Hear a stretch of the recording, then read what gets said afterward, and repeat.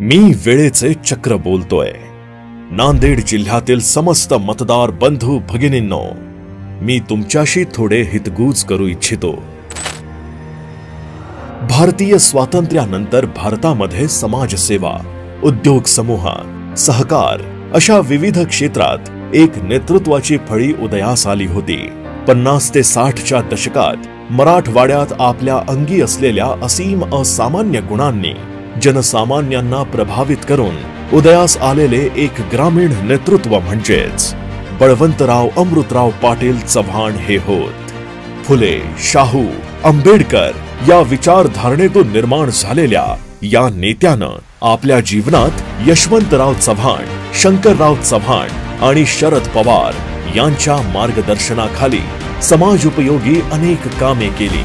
मराठवाड्यात स्वतःच्या व्यक्तिमत्वाचा ठसा उमटवत असताना गावचे सरपंच, जिल्हा परिषदेचे अध्यक्ष, विधानसभा सदस्य, विधान परिषद सदस्य म्हणून अनेक पदे त्यांनी भूषवली आहेत। इतकेच नाही तर 80च्या दशकात मराठवाड्यात भयानक पूर परिस्थिती निर्माण झाली होती। तेव्हा सरकारी यंत्रणेकडून पुरेशी मदत जनतेला वेळेवर मिळत नव्हती।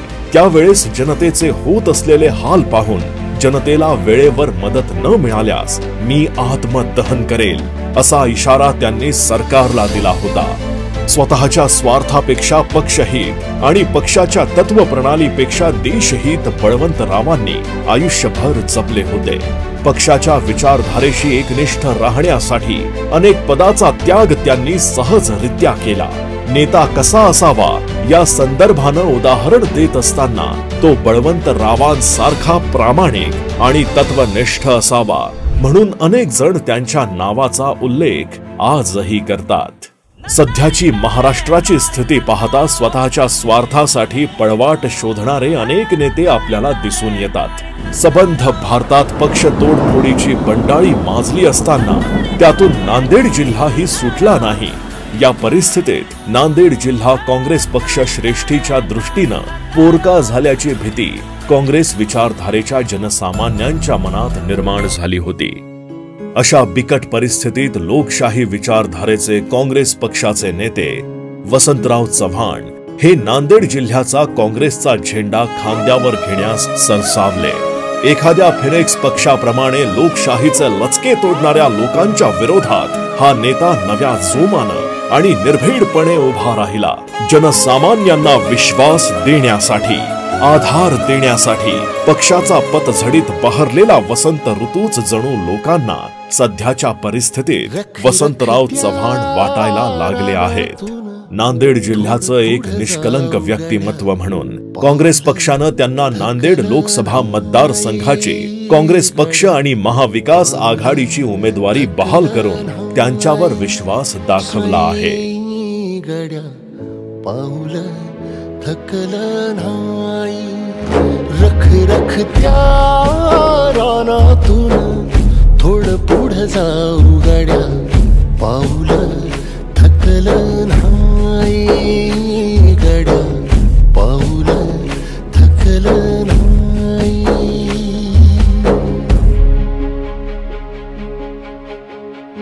आपल्या वडिलांचा राजकीय, सामाजिक, वैचारिक वारसा उराशी बाळगून वसंतराव चव्हाण यांनी जनसामान्यात आपला व्यक्तिमत्वाचा ठसा उमटवला। नायगाव, उमरी, धर्माबाद या नवीन मतदारसंघात विधानसभा सदस्य म्हणून विकासात्मक धोरणातून अनेक कामे त्यांनी केली आहेत म्हणण्यापेक्षा तो ध्यास आजतागायत त्यांच्या अंगी दिसून येतो। नमस्कार, मी गंगाधर माधवराव पाटील बेलकर, या भागातील एक शेतकरी। हा बळेगाव बंधारा तत्कालीन आमदार बापूसाहेब जिगोर्टेकर व तत्कालीन बाबळी बंधारा कृती समितीचे अध्यक्ष नागराव पाटील रोशनगावकर यांच्या मागणीनुसार काँग्रेस व राष्ट्रवादी सरकारच्या कार्यकाळामध्ये हा बंधारा मंजूर झाला व माजी आमदार वसंतरावजी पाटील चव्हाण साहेब यांच्या 10 वर्षाच्या आमदारकीच्या कार्यकाळामध्ये हा बंधारा पूर्णत्वास आला व या भागातील सर्व शेतीला ह्या बंधाऱ्याचे पाणी उपलब्ध झाले व या भागातील सर्व शेतकरी सुजलाम सुफलाम झाले व आमदार वसंतरावजी पाटील चव्हाण यांच्या मार्गदर्शनातून, सहकार्यातून या सर्व शेतकऱ्यांना याचा लाभ भेटला। त्याबद्दल मी आमच्या भागातील सर्व शेतकऱ्याच्या वतीने तत्कालीन काँग्रेस व राष्ट्रवादी सरकार व या भागाचे माजी आमदार श्री गोरटेकर साहेब व वसंतराव पाटील चव्हाण यांना आमच्या भागातील सर्व शेतकऱ्याच्या वतीने धन्यवाद देतो व शुभेच्छा देतो. नेतृत्व आणि संघटना ह्या एकाच नाण्याच्या दोन बाजू असतात, परंतु एखादा चांगला नेता बनण्यासाठी त्या नेत्याची काम करण्याची वृत्ती ही लोकाभिमुख असली पाहिजे. त्या नेत्याला गोरगरिबांच्या वेदनेची जाणीव असली पाहिजे. एखादा नेता चांगला तेव्हाच बनतो जो आपले नाते जमिनीशी घट्ट बांधून ठेवतो. याच विचारधारेतून आणि कार्यप्रणालीतून वसंतरावांचे व्यक्तिमत्व घडत गेले. वडिलांच्या पावलावर पाऊल ठेवून बळवंतरावांचा पुत्र काम करतो आहे अशी चर्चा जनमानसात होताना दिसून येते. एकजुटीनं पेटलं रान तुफान आलया,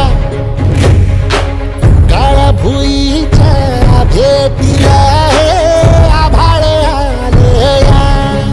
ढेगाळ माय मातीच्या ह्या डोळ्यात जागली आस, घेऊन हात हातामंदी घेतला लेकरांनी ध्यास. लई दिसानी भारल्या वाणी शिवार झालया.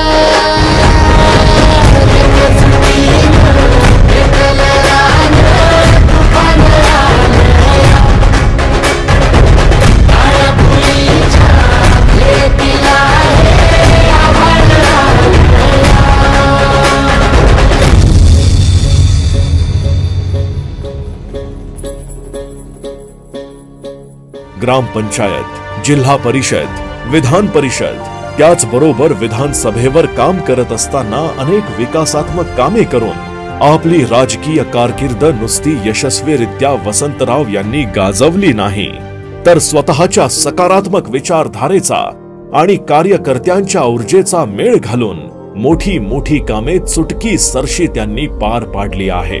त्यात मराठवाडा साहित्य संमेलन, बाभळी बंधारा, बळेगाव बंधारा कार्यान्वित करून परिसरातील सिंचनाचा व पिण्याच्या पाण्याचा प्रश्न मार्गी लावणे, राज्यस्तरावरील अनेक क्रीडा स्पर्धा, कृषी महाविद्यालयाच्या अंतर्गत अनेक शेतकरी मेळावे, अनेक उपक्रम त्यांच्या नेतृत्वात पार पडले आहेत. याची प्रत्यक्ष अनुभूती नायगाव तसेच नायगाव पंचक्रोशीतील लोकांना आलीच आहे. म्हणजे कधी भेदभाव असा केलेला नाही. सर्व समान, सर्वांना समान घेऊन चालण्याची जी त्यांची नीती आहे ती लोकांना भावलेली आहे. त्याच्यामुळे आमदार वसंतराव पाटील चव्हाण जे आता लोकसभेला उमेदवार आहेत, तर लोकांना एक विनंती आहे, विनंतीपर की बाबा जास्तीत जास्त मताधिक्य देऊन जसं साहेबांना आपल्याला पाठिंबा देता येईल त्या उद्देशाने आपण त्यांना पाठिंबा दिला पाहिजे आणि एक संधी उपलब्ध करून दिलेली पाहिजे की लोकांची सेवा करण्यासाठी एक संधी उपलब्ध साहेबांना करून द्यावं, एवढीच विनंती करतो. नायगाव हा नांदेड जिल्ह्यात नव्यानच झालेला तालुका, परंतु शिक्षणाच्या दृष्टीनं अनेक जुन्या तालुक्यांना त्यांनी मागे टाकले आहे. शेतकरी, कष्टकरी, शेतमजुरांची लेकरं घरची भाकरी खाऊन शिकली पाहिजेत हा विचार डोळ्यासमोर ठेवून नायगाव मध्ये शिक्षणाची गंगा वसंतरावांनी वाहती केली. प्राथमिक महाविद्यालयीन शिक्षणाबरोबर कृषी तंत्रज्ञानाच्या शिक्षणाच्या संदर्भात अनेक महाविद्यालय त्यांनी उभे करून नायगावला शैक्षणिक केंद्राचा दर्जा उपलब्ध करून दिलाय. संधीचे सोने कसे करावे या बाबतीत वसंतराव चव्हाण साहेबांचा हातखंडाच आहे जणू. जिल्हा बँकेच्या अध्यक्षपदाची सूत्रे हाती घेतल्यानंतर सहकार क्षेत्रात बँकेची प्रगती इतर बँकेच्या तुलनेत त्यांनी अधिक केलेली आहे. एटीएम किंवा फिरते एटीएम त्यांनी लोकांना उपलब्ध करून दिली आहे. 2021-22 व 2022-23 या वर्षात बँकेला 37 कोटी 22 लक्ष रुपयांचा बँकेच्या इतिहासातील सर्वात जास्त नफा उपलब्ध करून देऊन बँकेच्या स्थितीत सुधारणा करण्याचे काम वसंतरावांनी केले आहे. आज राजकारणाची स्थिती पाहता असे वाटते की वसंतराव चव्हाण यांच्या सारख्या सकारात्मक निर्भीड विचारधारेच्या नेतृत्वाला न्याय देण्याची गरज आहे. जेव्हा सकारात्मक निर्भीड विचारधारेच्या व्यक्तिमत्वाचा प्रभाव जनसामान्यांच्या मनावर पडतो तेव्हा जनसामान्यांची ऊर्जा ही ओसंडून वाहताना दिसते. आज नांदेड लोकसभा मतदारसंघाचे चित्र हेच सांगून जात आहे। नांदेड जिल्ह्याच्या निवडणुकीचे वातावरण धनशक्ती विरुद्ध जनशक्ती असे दिसून येत आहे। आम्ही या देशाचे सुजाण नागरिक आहोत। आमच्या मनातून देशाच्या बिघडलेल्या विचारधारेला आम्ही बदलू शकतो। देशाच्या लोकशाहीला वाचवण्यासाठी, संविधानाच्या रक्षणासाठी, शेतकऱ्यांचे, सर्वसामान्यांचे, महिलांचे प्रश्न, त्याचबरोबर आरक्षणाचा प्रश्न सोडवण्यासाठी वसंतरावांसारख्या निष्कलंक, निर्भीड, चारित्र्य संपन्न, कुठल्याही आमिषाला बळी न पडणाऱ्या नेत्याची आज संसदेत गरज आहे। सरकारला आमचे काही प्रश्न: महागाई आणि बेरोजगारी का वाढली? श्रीमंत आणखीनच श्रीमंत होत आहेत, तर गरीब आणखीनच गरीब का होत आहेत? केंद्रीय कृषी कायदे मागे घेताना शेतकऱ्यांना जी आश्वासनं दिली होती त्यांचं काय झालं? किमान आधारभूत किमतीची कायदेशीर हमी का दिली जात नाहीये? महिला, दलित, अनुसूचित जाती, अनुसूचित जमाती, ओबीसी, अल्पसंख्याक यांच्यावर होणाऱ्या अत्याचारावर सरकार गप्प का आहे? निवडणुकीच्या राजकारणात पुढे जाण्यासाठी जाणून बुजून द्वेषाचं राजकारण का केलं जातंय? एवढंच नाही तर गेल्या 9 वर्षात काळा पैसा परत आणण्याची, वर्षाला 2 कोटी रोजगार निर्माण करण्याची, प्रत्येकाच्या खात्यावर 15 लाख रुपये जमा करण्याची, 100 स्मार्ट शहरे बनवण्याची, बुलेट ट्रेन सुरू करण्याची, सर्वांना पक्की घरं देण्याची, प्रत्येक कुटुंबाला 24 तास वीज देण्याची, अर्थव्यवस्था 5 ट्रिलियन करण्याची आणि शेतकऱ्यांचं उत्पन्न दुप्पट करण्याची 9 आश्वासनं दिली होती। ती आश्वासनं देखील पूर्ण केली नाहीत। याचा जाब आता आपण विचारला पाहिजे।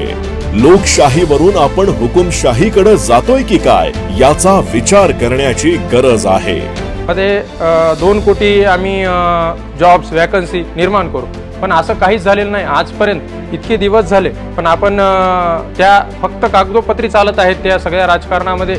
महाराष्ट्र शासन झालं, महाराष्ट्रामधलं राजकारण तर अतिशय चिखलासारखं झालेलं आहे। कारण का यामध्ये सांगत आहेत की इतक्या जागा निघणार आहेत, इतक्या जागा निघणार आहेत, पण एकही जागेचं त्यामध्ये सोक्ष लागत नाही आज त्याच्यामुळं असं वाटते की ह्या सरकारला आपण काहीतरी कोणत्या तरी बाजूने थांबवलं पाहिजे। विद्यार्थ्यांना एक तरुण पिढींना हे समजलं पाहिजे की आज आपण आपला जे वोट आहे ते विकासाच्या मार्गाने दिलं पाहिजे। चला तर मग या देशाचे सुजाण, कर्तव्य दक्ष नागरिक म्हणून आपली सतसत विवेक बुद्धी जागृत ठेवून येत्या 26 एप्रिल 2024 या रोजी हाताचा पंजा या निशाणी समोरील बटन दाबून काँग्रेस पक्ष महाविकास आघाडीचे उमेदवार वसंतराव बळवंतराव चव्हाण यांना मतदान रूपी आशीर्वाद आपण द्यावेत। हीच आमची अपेक्षा, हेच आमचे मागणे।